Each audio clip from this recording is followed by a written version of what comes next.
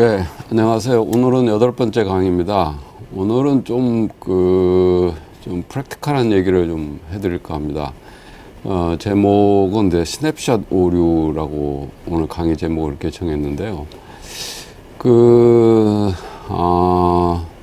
스냅샷 잘, 알고 계시죠? 스냅샷이라는 것이 움직이는 물체를 순간적으로 찍은 그 장면, 우리가 이것을 이제 스냅샷이라고 그러는데, 근데 스냅샷 오류라는 것이 이제 이렇습니다.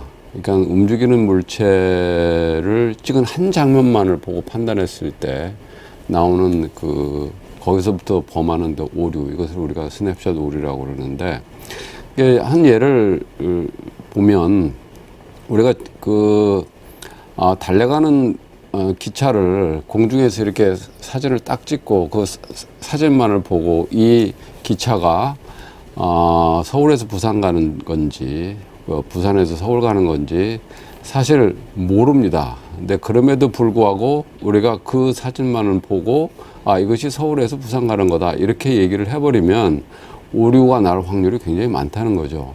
이것처럼 우리가 움직이는 것을 어떤 정지된 어느 한 화면만을 보고 판단했을 경우 우리가 거기서부터 오는 오류, 이것을 스냅샷 오류라고 그러는데, 왜 이 스냅샷 오류가 중요하냐면 사실은 경제 현상이라는 것은 계속 움직이는 겁니다. 지금 이 시간에도 끊임없이 움직이고 변하고 이러는 건데, 그 끊임없이 변하고 움직이는 요 경제 현상을 어느 한 장면만을 가지고, 어느 한 현상만을 가지고 판단했을 때 우리는 커다란 오류를 범하게 됩니다. 그래서 한 가지 예가 이제 이런 예가 있습니다. 우리가 이제 중국이 이제 최근에 와서 굉장히 급속하게 경제 성장을 하는데, 실제로 중국은 경제 체제는 사회주의 체제죠. 그래서 사회주의 체제면서 지금 경제 성장이 이제 급속하게 이제 이루어지고 있는데, 그래서 이것을 보고 이런 얘기를 하는 사람들이 굉장히 많습니다. 사회주의 체제에서도 경제 성장이 가능하다. 이제 이렇게 얘기를 많이 하는데, 이것이야말로 이제 스냅샷 오류라는 거죠. 왜냐하면 우리가 중국 경제를 한번 지금 현상을 딱 보게 되면, 한 장면을 보게 되면 사회주의 체제에다가 경제 성장을 한다. 그러니까 사회주의 체제에서 경제 성장이 가능하다. 이렇게 얘기를 한다는 거죠. 그러나 사실은 보면 중국의 역사를 과거서부터 지금까지 한번 훑어봐야 된다는 얘기입니다. 그러면 사회주의 체제에다가 지금 경제 성장을 이루게 된 원인은 근본적으로 시장경제 체제를 일부 도입했기 때문에 그렇거든요. 그래서 사회주의 체제에서 멀어져 가지고 시장경제에 가까워 온 겁니다. 그렇기 때문에 결국 중국이 지금 급속하게 경제 성장을 이루게 된 그 배경은 비록 사회주의 체제, 기본적으로는 사회주의 체제지만 이것을 시장경제 체제를 도입했기 때문에 하는 거지, 이것이 사회주의 체제에서 경제 성장을 한다, 이렇게 얘기를 하면 잘못이라는 겁니다. 이런 오류가 굉장히 많습니다, 사실은. 또 이것을 우리가 스냅샷 오류에 연결을 시켜서 한 가지 우리가 설명할 수 있는 것은 어떤 거냐면, 우리가 박정희 시대의 경제 성장입니다. 그래서 우리가 이제 그런 얘기를 굉장히 많이 하거든요. 사실 박정희 시대 때 경제개발 5개년 계획을 해서 그 경제 계획에 의해서 우리나라 경제가 비약적으로 발전을 했죠. 그래서 이제 사실 그 시대에 보면 경제 개입을 굉장히 정부가 많이 했습니다. 정부가 경제에 대해서 굉장히 많이 했는데, 자유주의 이 시장 경제 하는 사람들은 결국 기본적으로 얘기하는 게 이렇지 않습니까? 경제가 지속적으로 성장을 하려고 한다면 정부 개입이 적어야 된다, 이런 것이 이제 골자가 핵심이 되겠는데, 그래서 이런 식으로 얘기를 합니다. 박정희 시대를 봐라. 박정희 시대는 정부가 엄청나게 시장에 개입을 하고 경제에 개입했음에도 불구하고 경제가 성장을 했다. 이제 그렇기 때문에 그 경제 성장을 위해서 경제 개입을 줄여야 된다는 것은 잘못된 거다. 이렇게 이제 주장하는 사람들이 많이 있습니다. 근데 이것도 스냅샷 오류라는 거죠. 왜냐하면 박정희 시대 그 딱 보게 되면 박정희 시대의 그 한 장면만 보게 되면 그렇게 주장할 수가 있습니다. 그러나 우리가 박정희 시대를 평가를 하기 위해서는 그 전 시대를 봐야 되는 겁니다. 박정희 시대에서 비록 경제 개입, 정부의 경제 개입이 있고 경제 계획에 의해서 이루어진 건 하지만 그 전에서 보면 그때 경제 정책이라는 것은 훨씬 시장에 가까운, 시장 경제에 가까운 경제 정책을 썼다는 거죠. 그 전에 보면 그 전 시대는 수입 대체 산업이 주가 됐는데 박정희 시대에 들어오면서 우리가 개방 경제 체제로 가고 자유무역, 무역진흥 정책을 썼죠. 그리고 이 과거와 달리 그 사유재산권이 굉장히 보장하는 그런 법들이 많이 만들어져 있습니다. 이런 것들이 결국 경제를 역동적으로 만들어서 경제가 성장한 게 되는 겁니다. 그래서 우리가 박정희 시대 이후에 우리나라 경제가 안정적으로 더 성장을 하려고 그러면 바람직한 것은 정부의 경제 개입을 줄이는 것이었습니다. 그러나 그 후에 그렇지를 않고 특히 김대중 정부 시대 때부터 보면은 경제 개입이 훨씬 많아지기 시작을 합니다. 그래서 사실 오늘날 우리가 계속 그 저성장의 그 늪에 빠지게 되는 것은 우리가 시간이 갈수록 시장 경제에 가까워지고 그다음에 경제 개입을 줄여주고 정부의 경제 개입을 줄여주고 이렇게 갔다고 한다면 우리가 지속적으로 성장을 할 수가 있었을 텐데 사실 김대중 정부 때에서 보면은 오히려 정부도 커지고 규제도 많아지고 이렇게 되는 거죠. 그래서 보면 우리나라 잠재 성장률이 그때부터 툭툭툭 떨어집니다.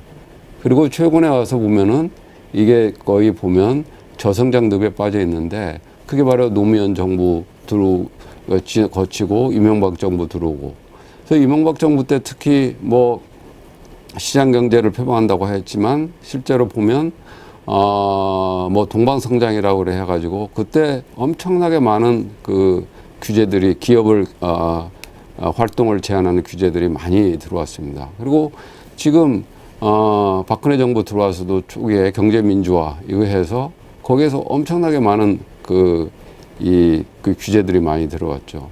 근데 최근에 와서 이 박근혜 대통령께서 규제 개혁을 하겠다, 규제를 혁파하겠다. 거기에 대한 강력한 의지를 보이는데 이거에 대해서는 정말 약간 희망적인 것으로 이렇게 보이게 됩니다. 그래서 이와 같이 우리가 보면 어떤 경제 현상을 보게 되면 어떤 한 장면만을 보고 그걸 평가를 하게 되면 많은 오류를 범할 수가 있다. 또 다른 예를 한 가지 보면 우리가 이제 복지에 관한 것도 마찬가지입니다. 우리가 이제 보통 이제 보편적 복지를 주장하는 사람들이 대부분 스웨덴 모델을 많이 얘기를 합니다. 왜냐하면 스웨덴이 복지제도가 아주 잘 돼 있는데 그것이 경제 성장도 굉장히 좋은 나라다. 그렇기 때문에 우리도 복지제도를 강화를 하고 그래도 이 경제 성장이 충분히 이룰 수 있다. 그래서 우리가 스웨덴 모델을 따라야 된다. 이렇게 얘기하는데 이것도 일종의 스냅샷 오류입니다. 왜냐하면 이 스웨덴의 역사를 한번 봐야 됩니다. 스웨덴 역사가 를 잠깐 살펴보면 1870년부터 1970년까지 한 1세기 동안 거의 100년 가까운 100년 동안이죠. 1세기 동안에 급속한 경제 성장을 하게 됩니다. 그것은 왜 그러냐면 결국 그때 자유무역 정책을 쓰게 되고 그다음에 소위 우리가 얘기하는 시장 경제에 가까운 그런 그 제도들을 굉장히 많이 도입을 하게 됩니다. 그래서 그 기간이 시장 경제에 굉장히 충실한 체제입니다. 그러다 보니까 급속한 경제 성장을 이루는데 1960년에 들어와서 스웨덴에서 여러분 잘 아시다시피 그 요람에서 무덤까지 이 복지제도가 엄청나게 도입이 시작이 됩니다. 그 다음부터 스웨덴의 생산성이 계속 하락이 됩니다. 그래서 경제가 쇠퇴를 하게 되고 그런 거거든요. 그러다가 이것을 도저히 견딜 수가 없어서 1991년에 경제개혁을 합니다. 복지제도 개선을 하고 그다음에 정부 개입 줄이고 시장에 가까운 시장경제체제를 많이 도입을 하게 되죠. 그러자 다시 스웨덴의 경제가 살아나기 시작을 하는 겁니다. 그래서 1994년부터 높은 경제 성장률을 기록하게 되는데 그래서 그것을 이렇게 하고 있는 지금 중입니다. 그런데 복지제도라는 것이 어떤 제도라는 것이 한번 만들어지면 그게 없어지지 않는 거거든요. 그래서 현재 우리가 스웨덴의 경제를 사진을 쫙 찍어보면 복지제도도 잘 돼 있고 경제 성장이 높은 이런 것이 보이게 되는 거예요. 그래서 우리가 이것 맛을 보고 스웨덴 모형을 따라가야 되겠다. 이것은 엄청난 오류라는 거죠. 제대로 파악을 하려면 스웨덴 역사를 쭉 봐가면서 이것이 어떻게 되어 왔는가 이걸 보고 판단을 해야 정확한 판단을 할 수가 있다. 그래서 우리가 스웨덴도 지금도 이 복지제도라는 것을 자꾸 어떻게 보면 줄이려고 노력하고 있는 상황입니다. 그래서 우리가 이 보편적 복지를 가지고 스웨덴 모형을 따르자 이렇게 하는 것도 일종의 스냅샷 오류다. 그 다음에 결국 제가 말씀드리고 싶은 얘기는 경제는 계속 움직이는 동태적 과정이라는 거죠. 그래서 여기에서 이것은 결국 스냅샷 오류와 관계되는 개념은 시간이라는 개념입니다. 우리가 이 시간이라는 개념을 염두에 두지를 않으면 우리가 경제 현상을 제대로 파악할 수가 없고 많은 오류를 저지르게 됩니다. 그 한 가지가 우리가 이제 이 독점에 관한 오류고 독점을 잘못 이해하고 있는 것도 이것도 일종의 스냅샷 오류입니다. 왜냐하면 많은 사람들이 그렇게 얘기를 합니다. 시장 점유율이 높은 그런 기업이 독점 기업이다. 그리고 또는 독점 산업이다. 이렇게 얘기하는데 우리가 한번 이 시장 점유율에 대해서는 좀 냉철히 한번 생각을 해봐야 될 필요가 있습니다. 시장 점유율이라는 것, 지금 현장에 딱 지금의 어떤 산업의 사진을 딱 찍어보면 어떤 한 기업이 시장 점유율이 굉장히 높을 수가 있습니다. 그런데 그걸 두고 독점이다 이렇게 얘기를 하면 과연 그게 맞는 얘기인지 우리가 생각을 해봐야 된다는 얘기죠. 왜냐하면 시장 점유율이 높다는 얘기는 그만큼 소비자들이 그 기업의 물건을 계속 구매를 해줬기 때문에 가능한 거거든요. 그런데 그것을 다시 돌려서 얘기를 하게 되면 그 기업이 소비자를 만족시키는 재화, 상품을 만들지 못했다고 한다면 절대로 지금의 시장 점유율을 유지를 할 수가 없습니다. 그 얘기는 달리 얘기하면 그 기업이 소비자를 계속 지속적으로 만족을 시켜 왔다는 얘기거든요. 그래서 이 시장 점유율이라는 것은 기업이 열심히 노력을 해서 얻은 성공과 그런 능력의 결과라는 겁니다. 이것이 어떤 시장 점유율이 높다고 그래서 지금 현내 하나의 스냅샷만을 보고 그것이 기업에게 주어진 어떤 특권이다, 권력이다 이렇게 얘기하는 것은 잘못이다. 또 강조해서 다시 한번 말씀을 드리면 시장 경제라는 것은 시장 점유율이 높다는 것은 어떤 기업이 시장 점유율이 높다는 것은 그것은 그 기업이 다른 경쟁 기업보다도 소비자들을 더 잘 만족시키고 봉사해온 결과다 이렇게 말씀드릴 수 있겠습니다. 그런데 이것을 잘못 이해를 하게 되면 엄청난 오류가 이제 발생한다는 얘기죠. 일단은 그러면 또 사실 이 시장 점유율이라는 것은 이 시장을 어떻게 정의하느냐에 따라서도 많이 관계가 있습니다. 사실 우리가 얼핏 생각을 하게 되면 우유 제조업자는 우유 제조업자들끼리 경쟁한다고 생각을 할 수가 있습니다. 그렇지 않습니다. 사실은 물론 가장 밀접한 경쟁자는 우유 업체들끼리겠지만 결국에 우유라는 것은 하나의 음료수입니다. 그러면은 이게 다른 음료수 업체하고 경쟁을 하게 되는 겁니다. 그래서 우리가 이 시장을 어떻게 점유하느냐. 우유가 하나의 음료수라고 하면 우유에서 굉장히 많은 시장 점유율을 가지고 있는 기업이라 하더라도 이것을 음료 시장으로 넓혀버리게 되면 그 시장 점유율이라는 것은 굉장히 작을 수가 있다. 그래서 시장 점유율이라는 것을 일단 이 시장을 어떻게 정의하느냐에 달려 있고, 또 한 가지는 이 시장 점유율을 분석하는 데 중요한 것은 시간이라는 거죠. 시간. 결국 스냅샷으로 봐서는 안 되고 우리가 시간을 두고 이걸 관찰을 해야 된다는 얘기입니다. 아까도 말씀을 드렸지만 우리가 지금 현재 시장 점유율이 높다. 그 얘기는 이 소비자를 굉장히 잘 만족시킨 기업이다. 만약에 10년 동안 이 계속 시장 점유율이 높아졌다는 얘기는 그만큼 10년 동안 그 기업이 소비자를 잘 만족시켰다는 얘기입니다.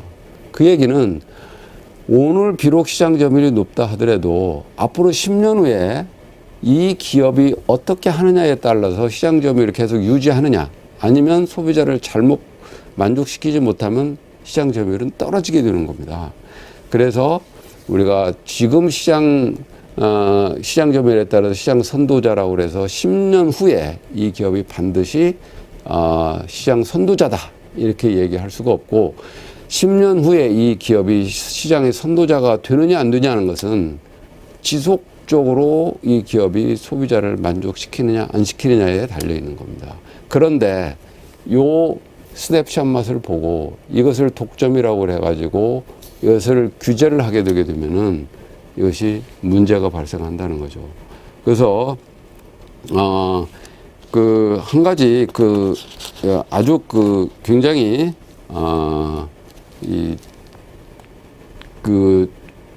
재미있는 그리고 굉장히 중요한 케이스가 하나 있는데, 그게 어떤 케이스냐면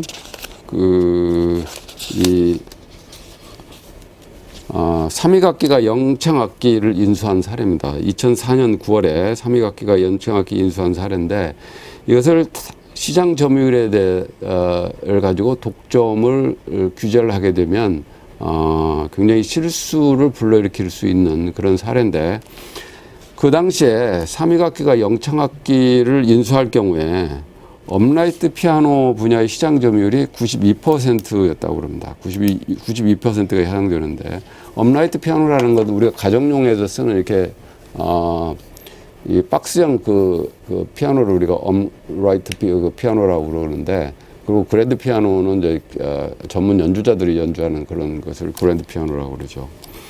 그런데 이 업라이트 피아노 분야의 시장 점유율이 92%라고 해가지고 이 공정거래위원회에서 시장 지배력을 남용할 우려가 있다.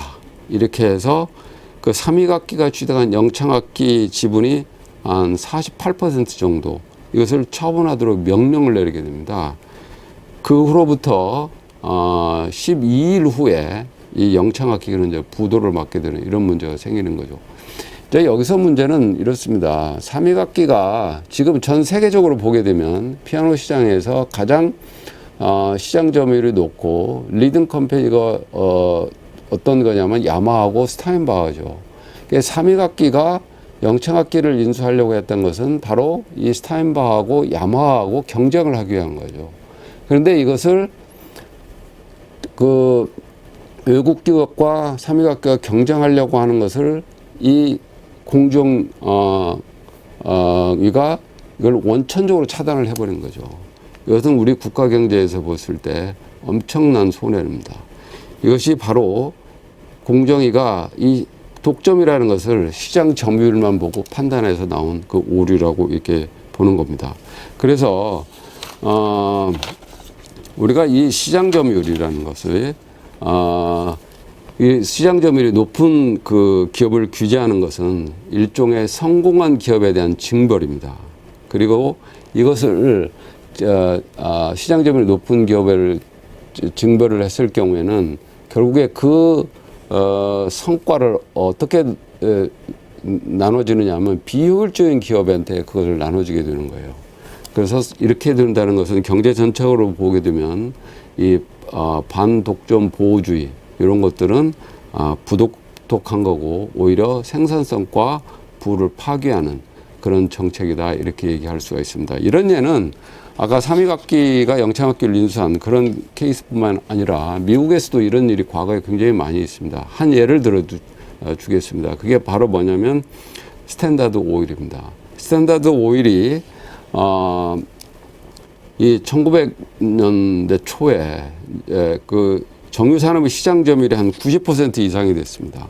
그래서 미국에서 1911년에 이 독점 기업으로 이 판단이 돼서 스탠다드 오일을 이제 분리를 시키죠.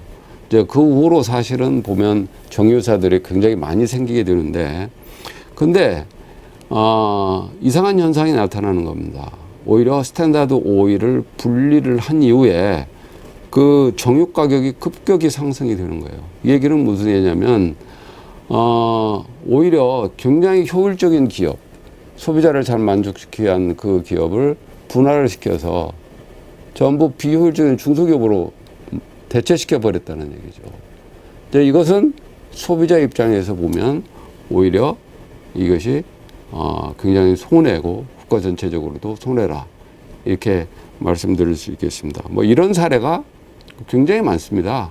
그게 바로 뭐 알코아라든가 알루미늄 생산했던 알코아 케이스, 그다음에 유나이티드 슈 머시너리라든가 뭐 에인텐트 이런 게 굉장히 많습니다. 이런 케이스들을 이렇게 다 보게 되면 그거의 그 핵심적인 얘기는 아까 말씀드린 것처럼 우리가 시장 점유율이라는 것을 잘못 해석을 해서 생기는 오류다 이렇게 말씀드릴 수 있겠습니다. 그래서 우리가 이 경제 현상을 볼 때 항상 시간을 두고 생각을 해야지 어떤 한 장면을 보고 판단하는 것은 커다란 오해를 불러들일 수 있다.